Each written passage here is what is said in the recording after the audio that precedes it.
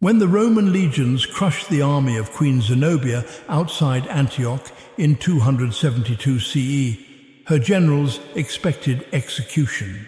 Instead, they watched their queen endure something far more calculated.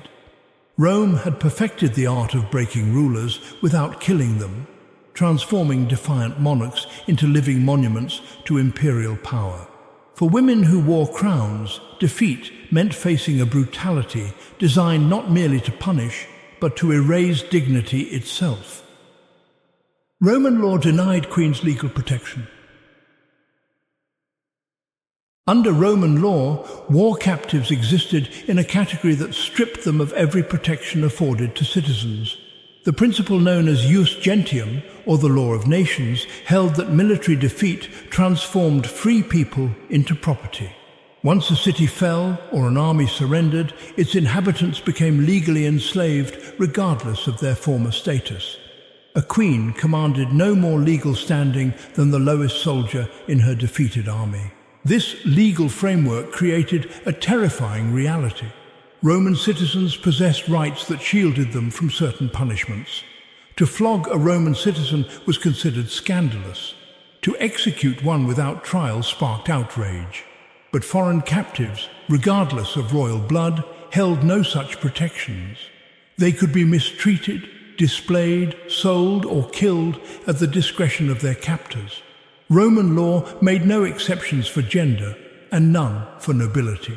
The 12 Tables, Rome's earliest legal code from the 5th century BCE, established these principles with brutal clarity.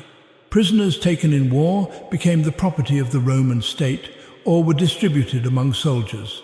Women of royal lineage discovered that their former power meant nothing once chains replaced their crowns. Tacitus documented this legal reality when he described the treatment of defeated British royalty, noting that Roman officials showed no hesitation in violating those who had once commanded armies and administered justice. Female captives faced additional vulnerability. Roman military culture, forged through centuries of conquest, regarded captured women as spoils of war. While some elite prisoners might be housed in relative comfort pending ransom or political negotiation, most faced immediate degradation. The line between prisoner of war and slave existed only on paper. In practice, defeat dissolved all former status, leaving captive queens vulnerable to treatment that would have been unthinkable had they possessed Roman citizenship. Royal prisoners displayed in Roman triumphs. The Roman triumph transformed military victory into public spectacle, and captive royalty served as the centerpiece of these elaborate processions. When a general received permission from the Senate to celebrate a triumph, preparations began for a display that would parade Rome's dominance through the streets for all to witness. The route stretched from the Field of Mars through the Forum and up to the Capitoline Hill, covering nearly 4 kilometers of crowded thoroughfares. These processions followed a carefully choreographed order designed to maximize psychological impact. Musicians and entertainers led the parade, followed by carts bearing paintings and models of conquered cities and distant lands. Wild animals from exotic territories were led in chains, offering Romans a glimpse of the unknown world their legions had subdued. Then came the prisoners of war, walking in shackles at the heart of the spectacle. Captured rulers marched at the front of the prisoner column, their royal garments often left intact to emphasize the magnitude of their fall. Queens who had commanded armies now shuffled in chains before crowds that jeered and celebrated their humiliation. The contrast was deliberate. By displaying monarchs in their full regalia while bound and powerless, Rome communicated a message that resonated far beyond the city walls. No kingdom stood beyond reach. No throne guaranteed safety. The triumphal procession served multiple purposes beyond celebration. It demonstrated Roman military might to potential allies and enemies alike. It satisfied the bloodlust of citizens who craved visible proof of victory, and it provided a stage for the systematic degradation of those who had dared resist Roman expansion.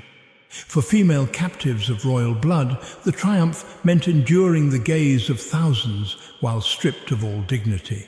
The journey typically took an entire day, with the procession moving slowly to allow spectators along the route to observe every detail. Captive queens walked this gauntlet knowing their fate hung in the balance. Some would survive the day, others would not see sunset. The uncertainty itself served as torture, forcing the defeated to contemplate their approaching doom with every step through streets lined with celebrating Romans. Zenobia marched through Rome in gold chains. Queen Zenobia of Palmyra had carved out an empire that stretched from Egypt to Anatolia, challenging Roman authority across the east. When Emperor Aurelian finally crushed her forces in 272 CE and captured the queen as she fled toward Persia, he gained more than a military victory. He acquired the perfect symbol for his upcoming triumph. The Historia Augusta, a collection of imperial biographies written in the 4th century, provides detailed descriptions of Zenobia's appearance in Aurelian's triumphal procession of 274 CE. The account, likely drawing on eyewitness testimony, describes a spectacle designed to overwhelm observers with its opulence and cruelty. Zenobia was adorned with jewels that caught the sunlight, transforming her into a glittering monument to Rome's power over the wealthiest kingdoms of the East. But it was the chains that drew the most attention. These were not simple iron shackles meant merely to restrain. Zenobia walked bound in heavy golden chains, so massive that guards marched beside her to help bear their weight. The choice of gold was deliberate. These chains symbolized the very wealth she had commanded, now turned into the instrument of her bondage. Her entire person had become a walking display of conquered riches. Ancient sources note that Zenobia maintained remarkable composure throughout the ordeal. Despite the weight of the golden chains and the hours of slow marching through hostile crowds, she carried herself with dignity. This very defiance may have saved her life. Aurelian, impressed perhaps by her bearing or calculating that her continued existence served his purposes better than her death, spared Zenobia the execution that awaited most captive rulers. Instead, the emperor granted her a villa near Rome, where she lived out her remaining years. Some accounts claim she married a Roman senator and became part of aristocratic society, her daughters marrying into noble families. Whether this represented mercy or a more subtle form of humiliation remains debated. Zenobia spent her final decades as a living reminder of Rome's power. Her presence in Italian society a constant demonstration that even the mightiest queens could be reduced to Roman dependence. Boudica's daughters publicly abused by legionaries. In 60 CE, when King Prasutagus of the Iceni died, he left a will designed to protect his kingdom and family. He bequeathed half his territory to Emperor Nero and half to his 2 daughters, hoping this compromise would preserve Iceni independence while satisfying Roman demands. The strategy failed catastrophically. Roman officials, led by the imperial procurator Decianus Catus, ignored the will entirely. They seized all Iceni lands and property, declaring the entire kingdom forfeit. When Queen Boudica protested this violation, she faced punishment that demonstrated how little protection royal status afforded defeated rulers. Tacitus, whose father-in-law Agricola served in Britain during this period, recorded what followed with unusual directness for ancient historians discussing such matters. Boudica was publicly subjected to corporal punishment. The flogging alone represented a profound violation. To beat a Roman citizen required legal justification and procedural safeguards. To flog a queen of an allied kingdom constituted an act of deliberate humiliation. But the Romans went further. Boudica's daughters, likely teenagers and certainly unmarried, were violated by Roman soldiers. Tacitus describes these assaults with sparse language that conveys his own horror at events that violated even Roman sensibilities about acceptable conduct.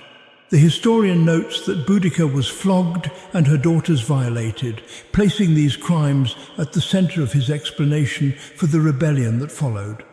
The abuse was not random violence, but calculated degradation designed to break the royal family and demonstrate Roman dominance over the Iceni.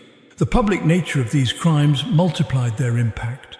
This was not violence committed in secret, but humiliation performed before the Iceni people. By abusing the royal family in front of their subjects, Roman officials sent a message about the fate awaiting those who questioned imperial authority. The physical abuse and violation of Boudica and her daughters were meant to terrorize an entire population into submission. The strategy backfired spectacularly. Rather than crushing resistance, the abuse of the royal family ignited a rebellion that nearly drove Rome from Britain. Boudica raised an army that destroyed 3 Roman cities, including Londinium, massacring tens of thousands of Roman citizens and their allies. Tacitus preserves a speech he attributes to Boudica, in which she declares that she fights not as a queen seeking to preserve her kingdom, but as a woman avenging her abused body and the violated honor of her daughters. The rebellion ended in defeat at an unknown battlefield, where Roman discipline and tactical positioning overcame the far larger British forces. Tacitus claims Boudica poisoned herself rather than face capture. The fate of her daughters goes unrecorded. They vanish from historical accounts after the initial violation, their stories lost to silence. Execution after triumphs ended. As triumphal processions wound through Rome toward the Capitoline Hill, captive rulers knew their journey might end at the Mamertine prison, known in Latin as the Tullianum. This ancient structure, built into the northeastern slope of the Capitoline, served as the final stop for Rome's most notable enemies. While the triumph continued to the Temple of Jupiter, where the victorious general would make offerings, condemned prisoners were led aside to face execution. The Tullianum consisted of 2 levels.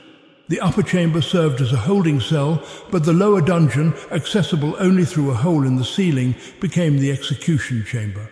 Here, in darkness and filth, Rome's enemies met their end. The method varied. Some were executed by suffocation. Others were left to starve. The process remained deliberately hidden from public view, occurring while crowds celebrated on the streets above. Vercingetorix, the Gallic chieftain who had unified the tribes of Gaul against Julius Caesar, exemplified this fate. After his defeat at Alesia in 52 BCE, Caesar held him in prison for 6 years before finally parading him through Rome in the triumph of 46 BCE. The Gallic leader, once vigorous and commanding, had deteriorated during his captivity until he appeared as a broken figure before the Roman crowds. After the procession, he was led to the Tullianum and executed.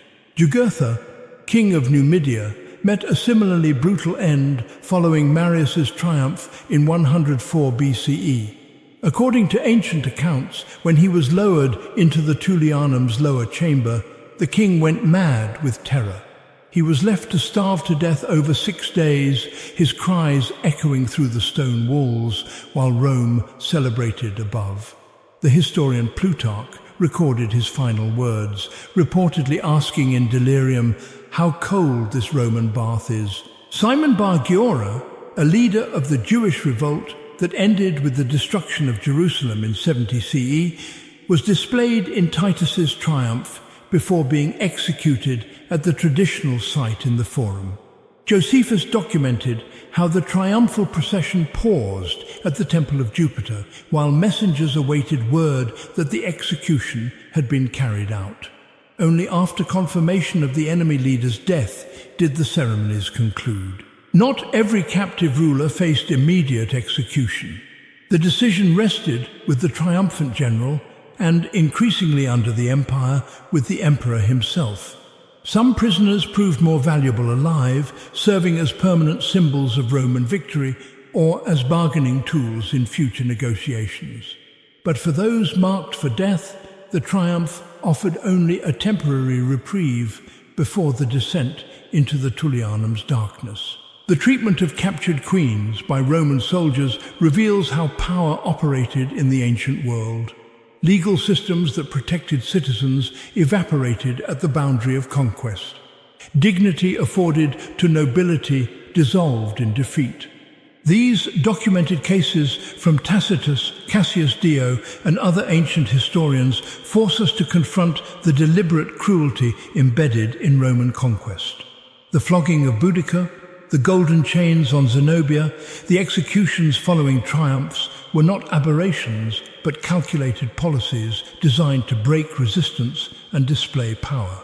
Take a moment to consider how the systematic humiliation of defeated royalty shaped the fears that kept Rome's enemies compliant for centuries.